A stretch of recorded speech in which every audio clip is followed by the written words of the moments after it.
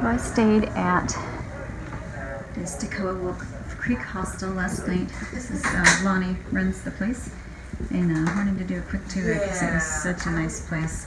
This is the bedroom where I stayed, single room. There's a little double room here, and another bedroom up front. Full bath with a shower, and all the toiletries that you would need. Everything's provided for you. And then we go out here to the sitting area. Nice recliner. There's a good comfy Papa's-on chair.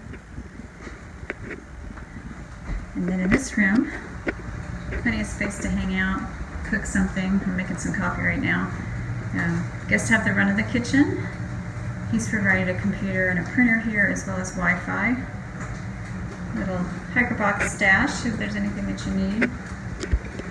Refrigerator, you can store your food in here, and if there's anything left, it's free for the taking.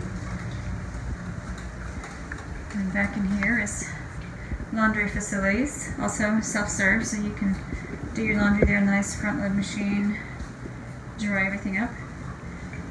And there is one more bedroom in the back here. This is another private room, double bed, and a private bathroom, which is nice to have with a shower.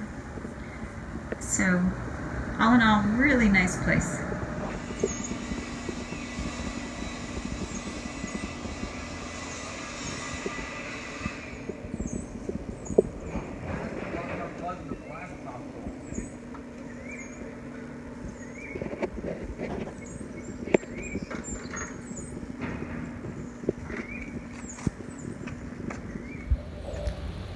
We had a wonderful stay here, lots of good company. We met Vegas and Energizer and just stayed up late and had some great chat, nice talk with them.